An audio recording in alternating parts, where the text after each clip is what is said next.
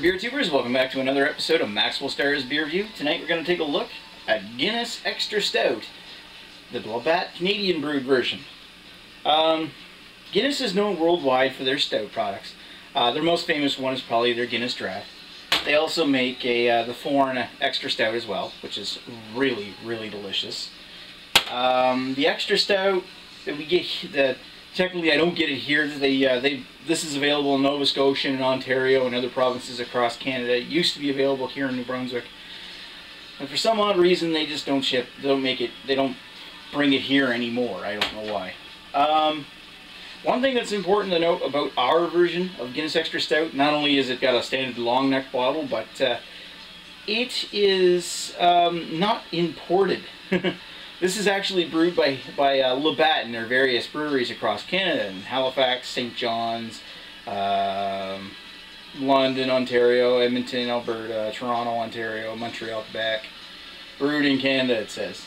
Which is a contrast from the stuff that's available in the States, which is technically imported, because it's brewed right here in St. John, New Brunswick. This is the American bottle. And it says right on the base of it here, imported by Diego, Guinness USA, brewed and bottled by Guinness Brewing Company, New Brunswick, Canada. Product of Canada. So, yeah, this is actually made by the Moosehead in St. John, whereas this stuff is made in Halifax by Labatt. Now, I've already reviewed a long time ago the American version of Guinness Extra Stout, which I adored. This is a really nice tasting stout. In retrospect, it's not quite as damn good as this one here, the foreign, but not a lot of beers can be. So, I've been wanting to try the Nova Scotia version of this for quite some time again. I've had it before, but it's been a few years. Technically I had one a couple weeks ago before I had this one, but I'll go into that detail later. Anyway, pop the cap off of this and pour it into my Guinness glass. Now, this is a standard Guinness draft glass, so it's not going to hold the... not going to fill it up. I poured that rather aggressively, and you can tell it's got about two fingers ahead there. Color-wise, it's about the same kind of dark color as the draft is, maybe a little darker. That roasted malted color gives it a black appearance, but tinges of red around the bottom. Holding it up to a light, you can see that up to about here, it's red. It's almost translucent red, but it's very, very dark. It's got a thick mocha-colored head, but a little bit white on the edges. And the head's dense, but so far it's died down to about a finger. From here, I can smell some traces of hops and malt. And your stereotypical Labatt lager smell, unfortunately. Yeah, giving it a sniff, it's got this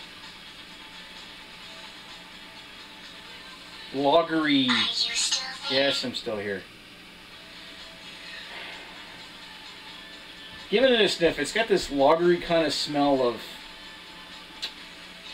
like what you would kind of think of like a hop smell, like a bit on the piney side maybe. Maybe a tad citrus, stemming from whatever hops they used. It just smells so darn much like a smell you'd expect to get from like Budweiser or Labatt Blue. And I'm not meaning that just to poke fun at the version of this that's brewed by Labatt. It smells kind of like a lager. There's almost no malt content. Maybe there's like a touch of chocolate in there as well. Touch of caramel, but that's about it. It's masked pretty well by that lager kind of hop smell. Maybe it's how Labatt adapted it to their brewing process. I don't know. I can make it there. Anyway, let's go to the taste.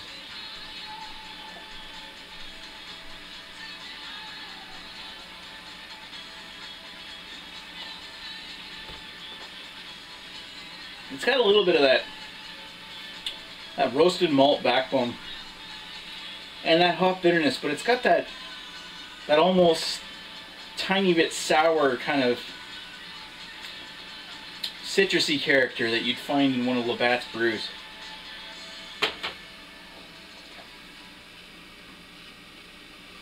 And it's almost got like a floral sweetness typical for using rice in your beer. For an extra stout, this is actually quite light.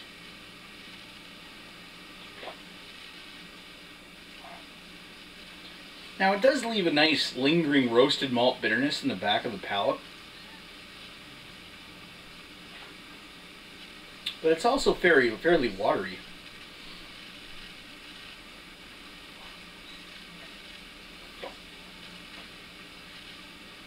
.5% ABV. And the Americans get a version that's not marked. I think it's around 6.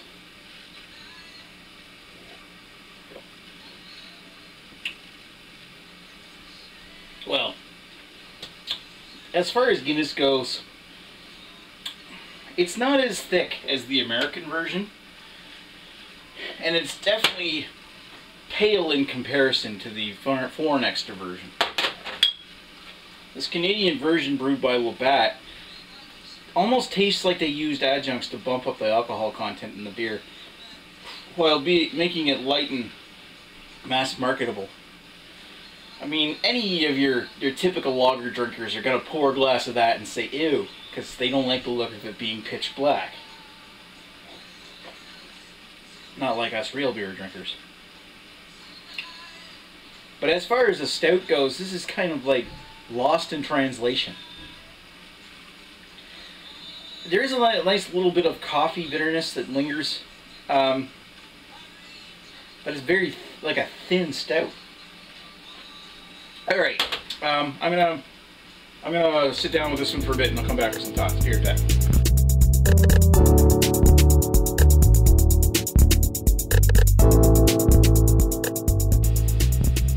And we're back with the Labatt brewed version of Guinness Extra Stout. So what did I think of this one? It's not incredibly bad, but considering this is a Guinness Extra Stout, it doesn't taste like it should. I mean, it tastes somewhat similar to what a Guinness Extra Stout should taste like.